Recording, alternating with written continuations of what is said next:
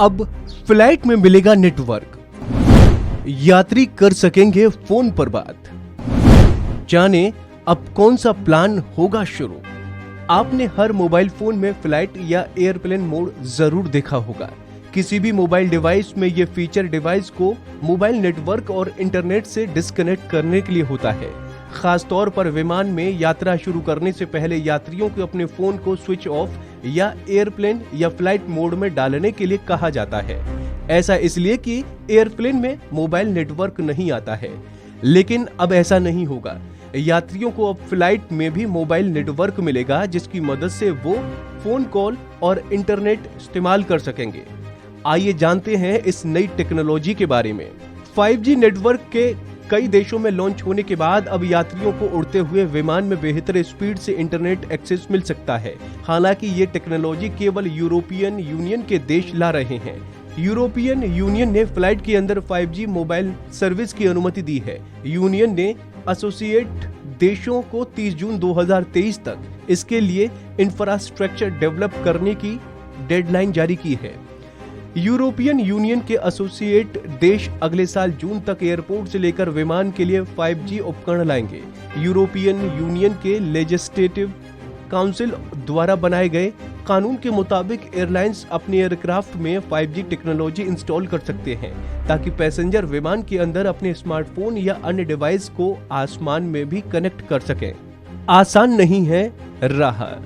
Aircraft में 5G service मुहैया कराने वाला फैसला आसान नहीं है। साल 2008 में यूरोपियन यूनियन ने कुछ फ्रीक्वेंसी बैंड्स रिजर्व करके रखे थे, जिसके जरिए इन फ्लाइट इंटरनेट कनेक्टिविटी दी जा रही थी। सैटेलाइट के जरिए इंटरनेट सर्विस लेना काफी खर्चीला है, जिसकी वजह से यूजर्स इसका उपयोग नहीं कर रहे थे। 2018 में 5G सर्विस लॉन्च होने के बाद फेडरल एविएशन एडमिनिस्ट्रेशन ने एयरपोर्ट के पास 5G मोबाइल टावर लगाने पर प्रतिबंध लगाया है। 5G के लिए एक रेडियो स्पेक्ट्रम सी बैंड को एयरक्राफ्ट में इस्तेमाल होने वाले रेडियो अल्टीमीटर में इस्तेमाल किया जाता है।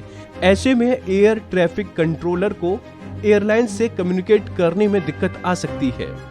फेडरल एविएशन एडमिनिस्ट्रेशन को अंदेशा है कि इसकी वजह से एयरक्राफ्ट को कंट्रोल करने में दिक्कत आएगी और इसके गंभीर परिणाम हो सकते हैं। भारत में भी 5G सर्विस शुरू हो गई है, लेकिन टेलीकॉम कंपनियों को एयरपोर्ट के आसपास 5G टावर लगाने की अनुमति नहीं मिली है।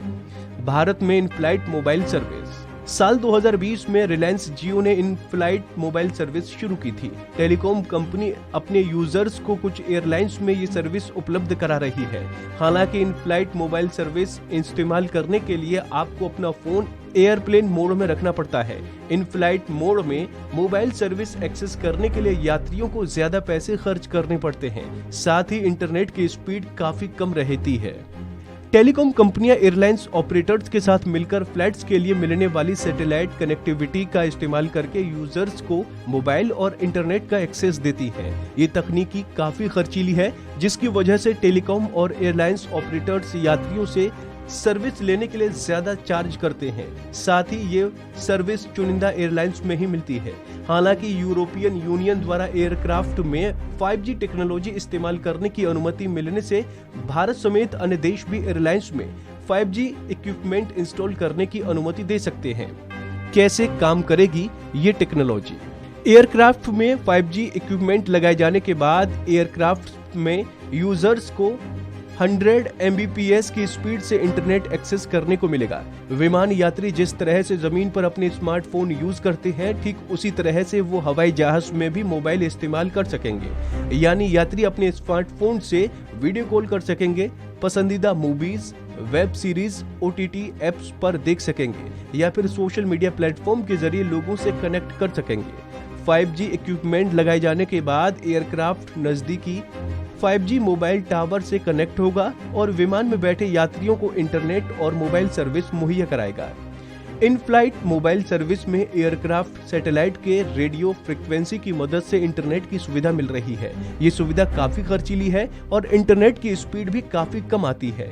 इन फ्लाइट मोबाइल सर्विस को इस्तेमाल करने के लिए यात्री विमान में बैठने के बाद अपने फोन को एयरप्लेन या फ्लाइट मोड में डालते हैं, जिसके बाद ही वो इसका इस्तेमाल कर पाते हैं।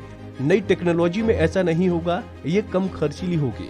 तो दोस्तों उम्मीद है आपको हमारी ये जानकारी पसंद आई होगी। ऐसी ही तमाम अपडेट्स के लिए आप बने रहिए वन इंडिया हिंदी के साथ।